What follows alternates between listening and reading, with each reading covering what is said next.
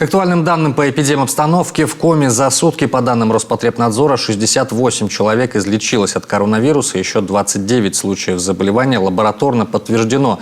Летальных исходов не прибавилось, их по-прежнему 85. Тем временем Роспотребнадзор России отрапортовал, что по всей стране количество заболевших COVID-19 превысило 1 миллион человек. Вот как свежие данные и другие важные новости нашего региона прокомментировал исполняющий обязанности главы Коми Владимир Уйба.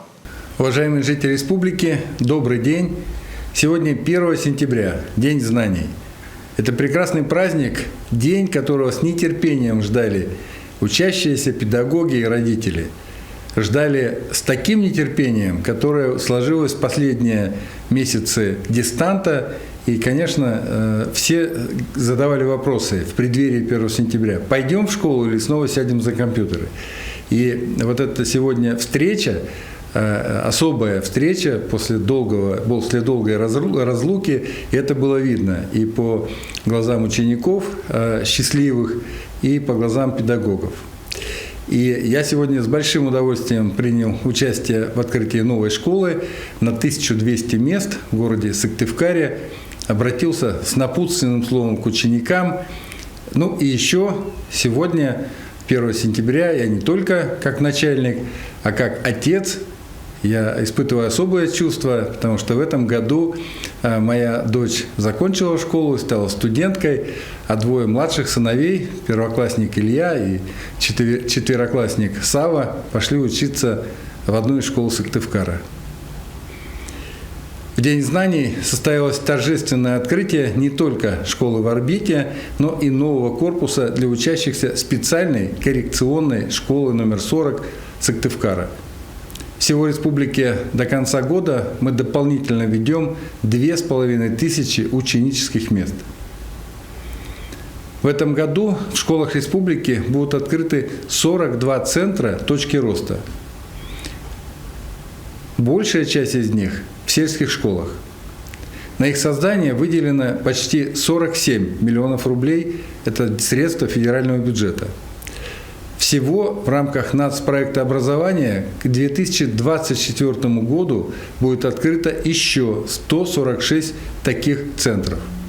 И вы знаете, когда я езжу по республике и посещаю школы где-нибудь в далеком селе Мутный Материк, и когда заходим в школу, и директор с радостью говорит: а у нас открыто, мы в этом году открываем точку роста. Показывает помещение, рассказывает, как здесь будут заниматься ребята на компьютерах, как они будут играть в шахматы, как они будут развиваться. И, конечно, это такая особая гордость, и идет такое соревнование между директорами. У тебя есть точка роста, или там, а у меня уже есть. И поэтому, конечно, это очень здорово, что школа растет, и школа дает дополнительный уровень подготовки нашим ребятам. Сегодня мы провели заседание Президиума правительства республики и рассмотрели очень важные вопросы. Вопросы касаются развития строительной отрасли и поддержки медицинских работников. Особое внимание уделили решению жилищного вопроса медицинских работников. В этом году за счет республиканского бюджета для врачей мы приобретем 19 квартир в Сыктывкаре, Ухте, Печоре. Кроме этого, с этого года медицинские работники могут на льготных условиях получать земельные участки под строительство жилья. Но если возвращаться к 19 квартирам, которые мы в этом году приобретем, много это или мало? На самом деле мало, потому что у нас сегодня 139 медицинских работников по республике, которые приехали работать в сельские районы, в города, но при этом не имеют квартиры.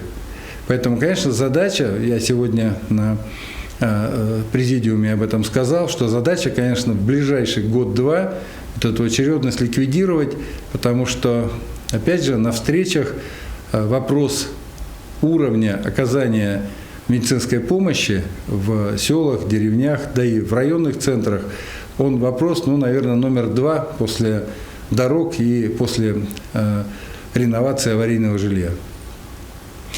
В республике продолжается реализация проектов в рамках программы «Народный бюджет».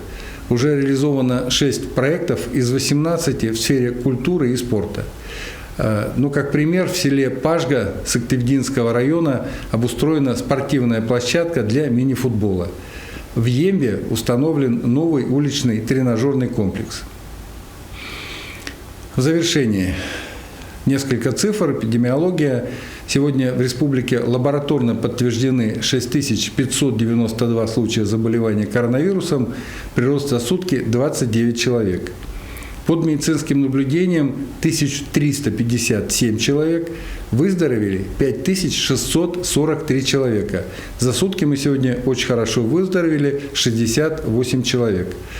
Уважаемые родители, снова вам напоминаю, начался учебный год, пожалуйста, не забывайте о домашнем фильтре, о том, что я вам вчера рассказывал. Уважаемые жители республики, это все новости, которыми я хотел сегодня с вами поделиться. Будьте здоровы, берегите друг друга. До завтра.